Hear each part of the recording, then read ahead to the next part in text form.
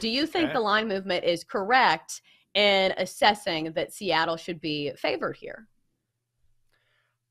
I think so. I see a lot of people on the Giants. This is one of those fishy lines. Doesn't make a whole lot of sense, does it? Your initial thought is what? Hammer Seattle, hammer Seattle. That's what I thought.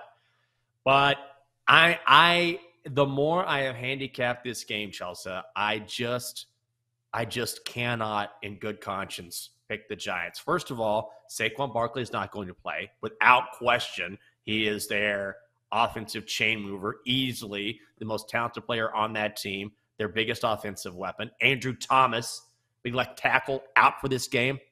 And you talk about Danny Dimes. In primetime games in his career, Chelsea, he's 1-11 overall.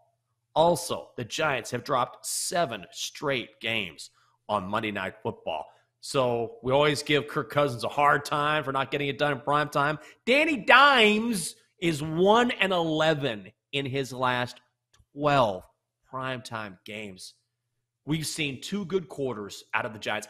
That's the real quandary here. The Giants have gotten beat down by 2 of the best teams in the NFL, and then they played 2 really good quarters against one of the worst teams in the NFL. So there's a massive gray area there. Like, who are the Giants? I don't think they're as bad as we've seen. They're not a great football team, but maybe from a numbers perspective, this is a good buy low point on the Giants. But thus far, I just haven't seen it. And also, their defense is so leaky. The Giants give up more than 32 points per game. It's 29th in the NFL. They have 2 sacks on the season. They don't have a single interception. Line doesn't make any sense, but I just can't make the case for New York. I can't figure it out. We were talking about this. Do you think team total is the way to go? Looking at the Seahawks, a team total of 23.5, juice the over at -125. Or if you believe in the Giants, and I hate this number at 21.5, and it's juiced to the over at -145, that seems almost fishy to me. Like, that seems really high. If it was at 20.5, like, maybe I'd take a look. But if you believe in the Giants scoring points, I feel like you just take the over. So I gave you some options. Which one are you choosing on a Monday night? This is gonna be my play, my only play for tonight, and I don't love it. I'm gonna go Seahawks team total over 23 and a hook, like you mentioned, -125, juice the over. So they get to 24. That's all you need. You're not sitting there hanging at 24 and a hook or 21 and a hook. And this is a team right now, 13th in the league in passing offense, 16th in the league in rushing offense. They're a very balanced attack. I mentioned how bad that Giants defense is. And look, with money coming in over on the total and hitting the over, then look, if we see a shootout in this game, then you don't have to worry about the Seahawks covering or what have you. You just need them to get over this number. And based on what we've seen thus far, based on where the money is headed, it looks like we're going to see a ton of points. This is going to go against the trend of the primetime unders that we have normally seen, a lot of people win money on. I'm going to go team total over 23.5 for Seattle and bank on the Giants not quite being able to slow them down enough. We've already had an interesting strategy used here by Arizona. They're going to be throwing a young cat by the name of Brandon Fott. In the first game of the series, I guess they didn't want to use Zach Gallen or Merrill Kelly on short rest. But Brandon Fott, like, we do daily baseball bets, and it's not somebody we normally want to back. And especially against teams who are in the postseason, the better teams in baseball. He has an ERA of 14, north of 14. He has not pitched well against good competition. So, Jenks, what do you make of this decision to start him in game 1? Like, I guess the factor that could go the direction of the Diamondbacks is if you do win game 1, it really puts the pressure on the Brewers in the final 2 games of the series, and you're kind of playing with house money. But still, it almost feels like they're giving away a game here. Do you think this is the right call?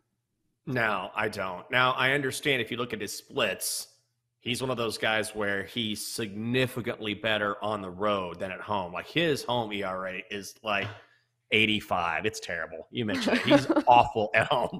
On the road, he's much better. But also, we're talking about playoff experience. That's a real thing. So you're going to take a young guy who, okay, fine, he's better on the road, and put him on the mound for game 1 of this series.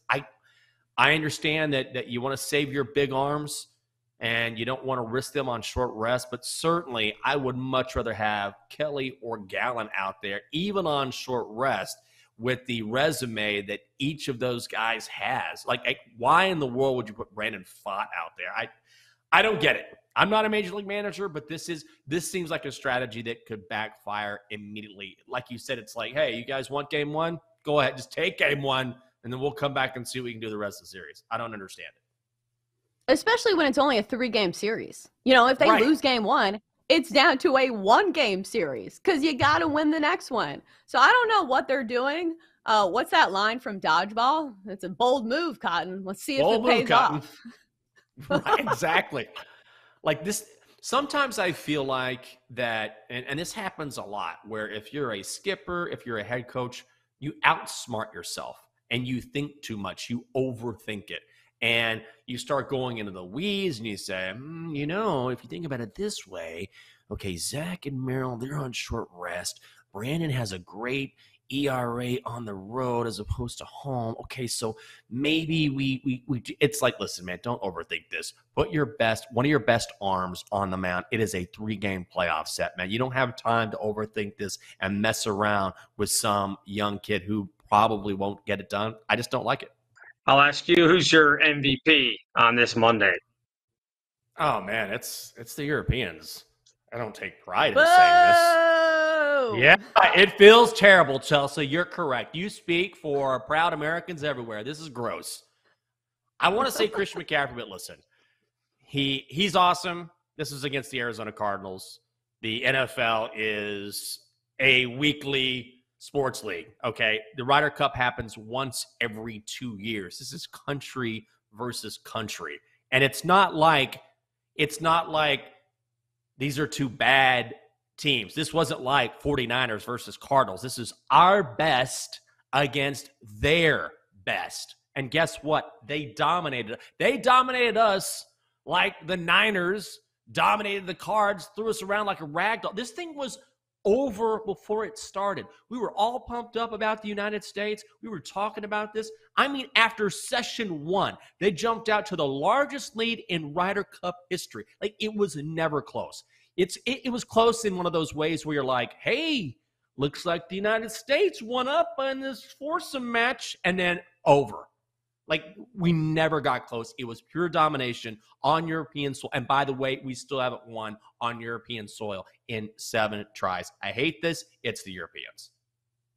Yeah, it feels like both MVPs of the weekend are teams that I don't want to give it to, because let's flip the scenario. If it was Team USA who won the Ryder Cup, wouldn't they be the runaway winner for MVP Monday? Of course. But sometimes you have to take the name off the front of the jersey and react objectively speaking. I think that's why I'm giving it to the Houston Astros. Does anybody want to come on here besides Astros fans and say, oh, the Houston Astros, they've done it again. Can't wait to see them back in the ALCS, because it feels like they're there every single year. But the way that the Astros have just hung around this season, because back in June, the Texas Rangers had the largest divisional lead in all of the major leagues. But guess who just kept hanging around and hanging around? And then when it mattered most, in the final weekend of the season, the Astros take care of business. So I think this is more of a long-standing MVP. The fact that the Astros team this year, it doesn't feel as good on paper, but yet